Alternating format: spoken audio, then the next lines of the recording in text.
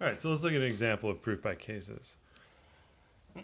Often in proof by cases, it's easier to think about the whole as separate parts and then prove it for each part until you cover the entire thing you're interested in. So in this proof, it says if n is an integer, then n cubed minus n is even.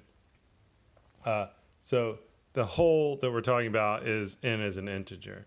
And so we're going to prove this using two cases. Case one will be n as an even integer, and case two will be n as an odd integer. And we're going to show in both ways, in both cases, we get that n cubed minus n is even. And since all integers are either odd or even, we've covered all possible cases. So we're going to take the statement n is an integer and break it up into two cases. Case one, n is even, and then case two, n is odd. And then all integers are either even or odd, so we've taken care of all possible cases.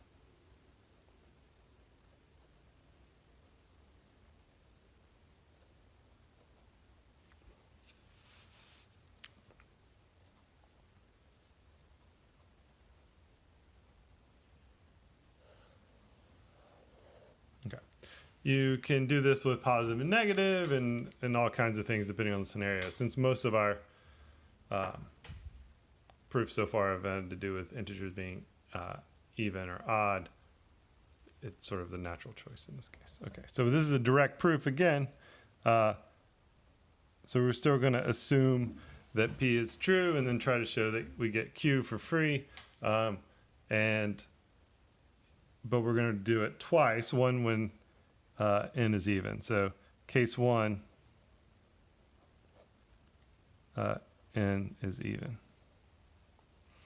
So really the statement we're proving in case one is if n is even, then n cubed minus n is even. Okay, so let's see how that goes. So let's assume n is even. So that tells us that n is 2k for some k. That's an integer. Now, the form we're looking at is n cubed minus n, so let's do that. That tells us that n cubed minus n is equal to 2k cubed minus 2k. And from here, you can probably already see that we're going to be able to factor a 2 out, and that'll tell us that it's even. But let's multiply this out just in case we don't see it.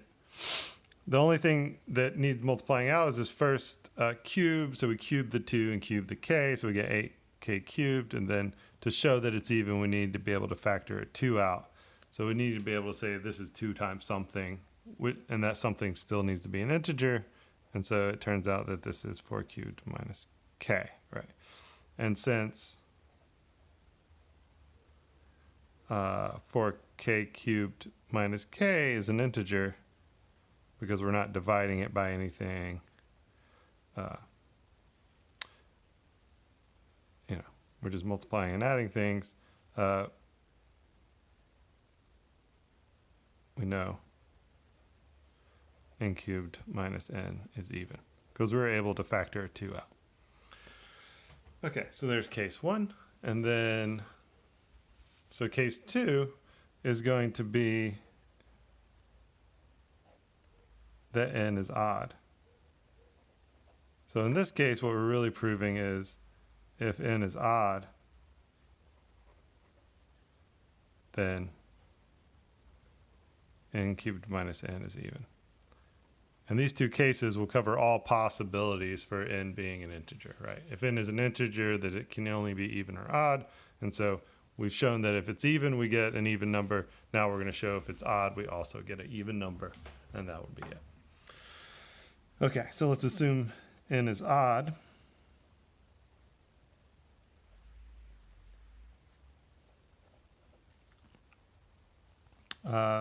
So that tells us that n is one more than an even number, so or one less. You could use that too. 2k plus 1. And so what does n cubed minus n look like now? Well, we have to cube 2k plus 1.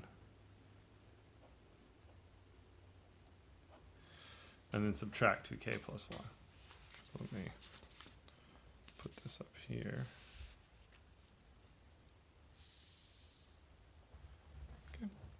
Okay, so this is equal to, so we're going to need to cube this out. So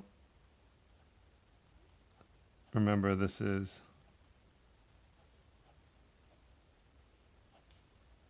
this, and we can distribute this negative minus 2k minus 1. Okay, but we have to, multiply this out. So we get 2k plus 1 times, this is going to be 4k squared plus 2k plus 2k plus 1, and then we still have the minus 2k minus 1, and then now we need to distribute. Well, let's actually simplify the second factor.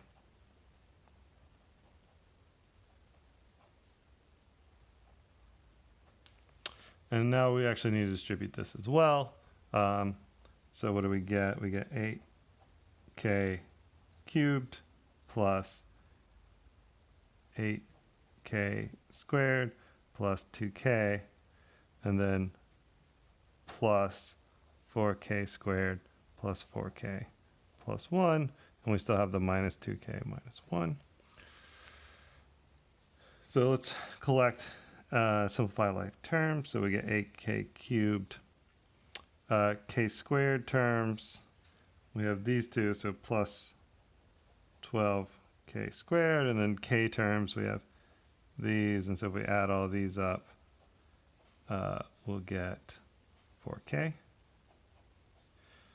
And then notice we have a positive 1 and a negative 1, and they cancel and give us 0. Okay, so this is the form it ends up looking like after we multiply everything out and combine like terms. And we want to show that this is even, and so again, all we need to do is factor the 2 out if it's available. So if one of these, notice if one of these coefficients end up being odd and we try to factor a 2 out, we're going to get a fraction, in which case we wouldn't be able to say that this number is definitely even. But since all of these coefficients are even, when I factor the 2 out, I'm left with just whole numbers. And since k is an integer, 4k cubed plus 6k squared plus 2k is still an integer because I haven't divided by any whole numbers or anything like that, which tells us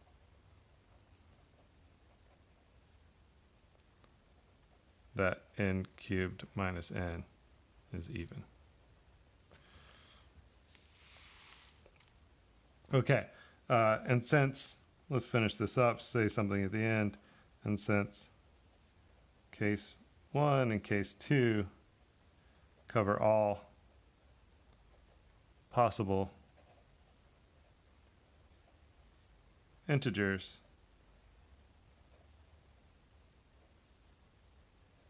the original statement is true.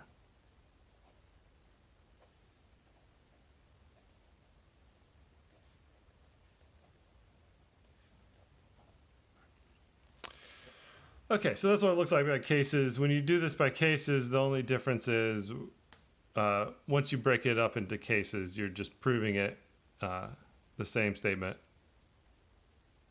however many cases you broke it up into.